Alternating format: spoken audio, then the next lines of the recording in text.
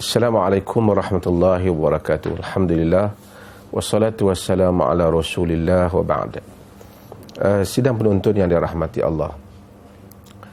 Kali ini saya ingin menyentuh sedikit satu perkara yang mesti kita beri teguran, menjadi kewajipan terutama bagi pihak berkuasa agama untuk mengingatkan hal ini. Perkara ini saya sebut sebagai isu judi kolam pancing. Kita semua tahu bahawasanya setiap orang Islam lah, walau macam mana jahil dia pun, dia tahu bahawasanya berjudi adalah sesuatu yang diharamkan dan ia termasuk di dalam kabair, termasuk di dalam dosa-dosa besar. Allah Subhanahu wa taala ingatkan, innamal khamru wal maisiru wal ansabu wal azlamu rijsun min amali syaitan. Sesungguhnya arak, judi, berhala, menenun nasib adalah keji daripada perbuatan syaitan.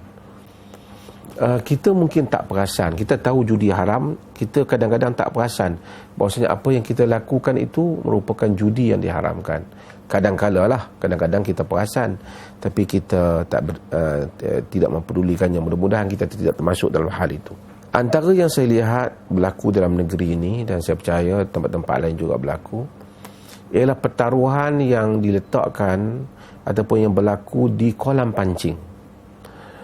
Untuk clear, untuk jelaskan, pertama, memancing dibolehkan. Kalau kita pancing tu bukan nak seksa ikan, tujuan kita memang nak menangkap ikan untuk kita makan, untuk kita jual, untuk sebagai pendapatan kita, tidak menjadi masalah di dalam syarak. Kedua, menyewa kolam pancing. Juga tak apa, kita pergi kolam ada ikan, orang sewa, siapa nak masuk kena bayar, tak apa. Sewa alat memancing juga tidak mengapa. Yang berlaku yang salah ialah apabila kita meletakkan wang pertaruhan untuk membolehkan kita mendapatkan hadiah yang lumayan. Maksudnya kita pergi 100 orang ke 50 orang, letakkan satu yuran penyertaan, yang mana yuran penyertaan itulah yang akan dijadikan sebagai habuan bagi pemenang. Itu adalah perjudian.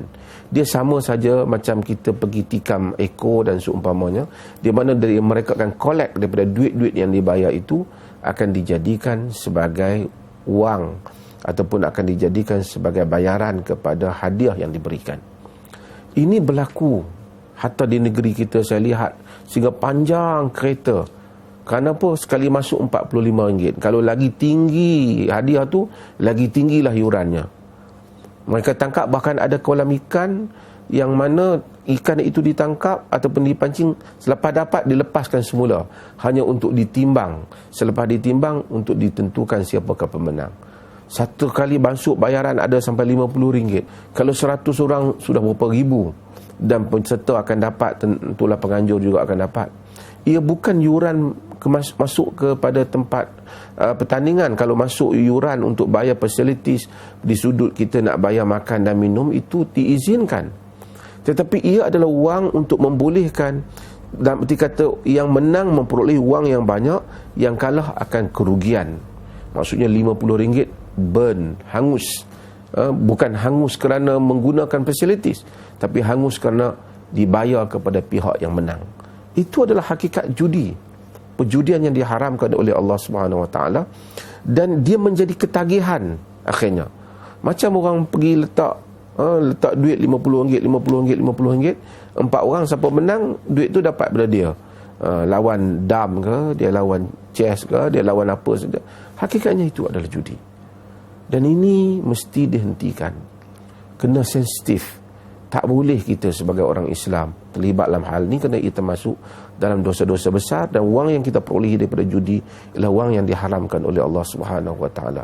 Dan anak dan isteri kita mungkin boleh makan dengan RM50, kita hanguskan.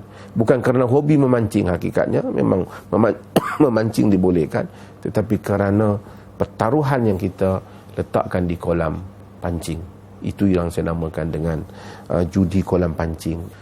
Namun jika sekiranya hadiah itu datang daripada pihak yang ketiga yang tidak terbabit dengan pertandingan tersebut, iaitu seperti penganjur memperolehi hadiah daripada syarikat-syarikat tertentu, yang bukan hadiah itu diambil daripada wang yang diletakkan, wang itu digunakan untuk kemudahan yang lain, bukan untuk hadiah, maka itu tidak mengapa. Yang mudah-mudahan rakyat negeri ini memberikan perhatian dan mengelakkannya.